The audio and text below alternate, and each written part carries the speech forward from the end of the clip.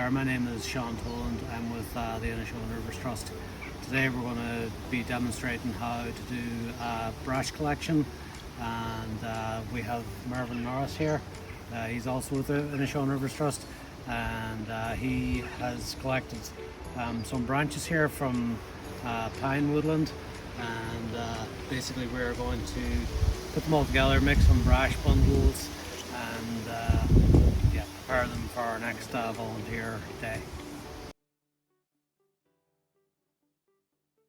So what is brash?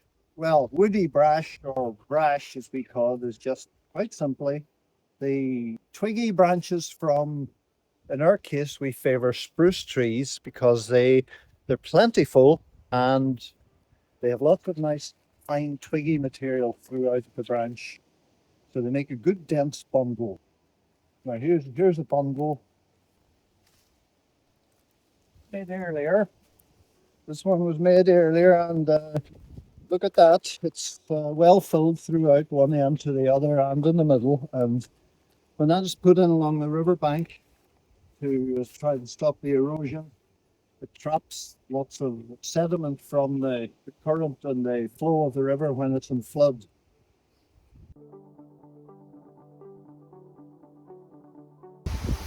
So Mervyn, why do we need brash bundles for river restoration works?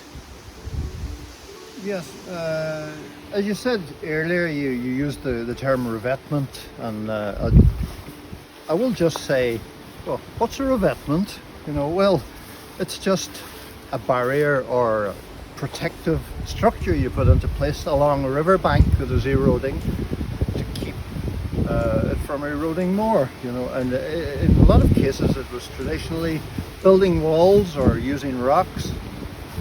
Inishowen Rivers Trust, we want to get people introduced to the idea of using natural materials for different reasons. They're much cheaper to install. They're not unfriendly to the environment. They're slowing the flow of the water much better because of this sort of rough, twiggy material jutting out from the bank into the current. It slows the flow that is going to hit the bank and cause erosion, and then it traps the sediment.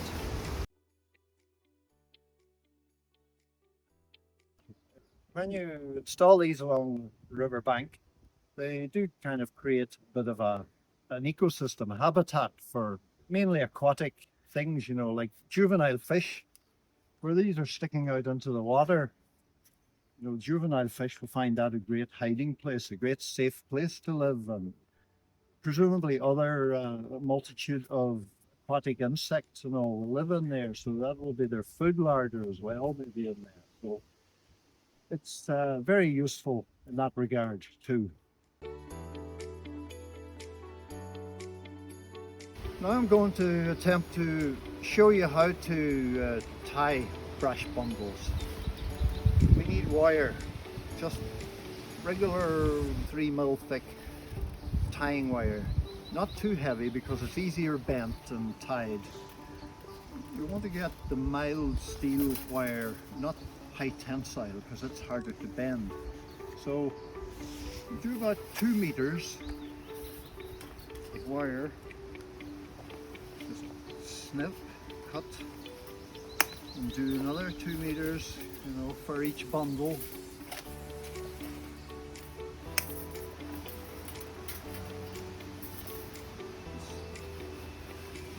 Lay these on the ground where I'm going to make the bundle.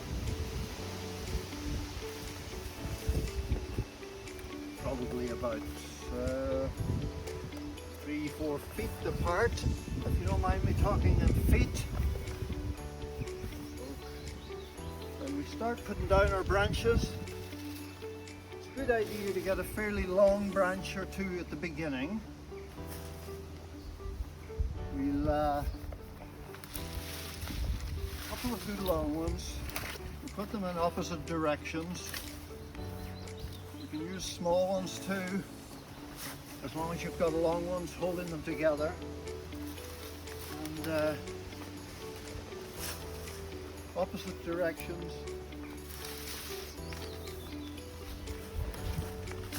but we must also fill in the middle of the bundle, so we can use some short branches for filling up the middle of the bundle, like so. Just fill up the middle and both ends. Then we'll get a couple of longer branches, finish it off again on the top. Now we're going to leave it at that. We tie it just by catching the ends of the wire, pulling it round. You can put your foot on it to compress it and just tighten up the wire. Do about 4 or 5 turns like that. And the same the other end.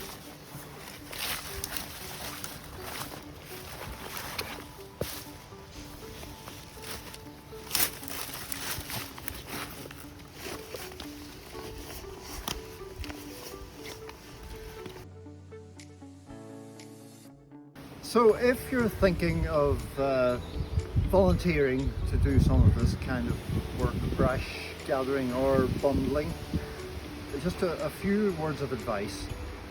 Don't turn up in your best outdoor gear. Spruce branch especially, very abrasive, and by the time you're finished doing a good hour or two's work, your gear will probably be leaking, or you'll have trashed it, you know. It's strong kind of boots would be a good idea. Work trousers if you have them, something a bit heavier than average, and a coat that you don't care too much about. Long sleeves essential, gloves essential, because as I say, very abrasive material. But the most important thing that you must not forget is to wear safety glasses. Absolutely essential. The last thing you want to happen on a day out where you're having a bit of fun and meeting new people, maybe volunteering, is to end up in A&E with injury to your eye, something that might last forever. So, safety glasses every time.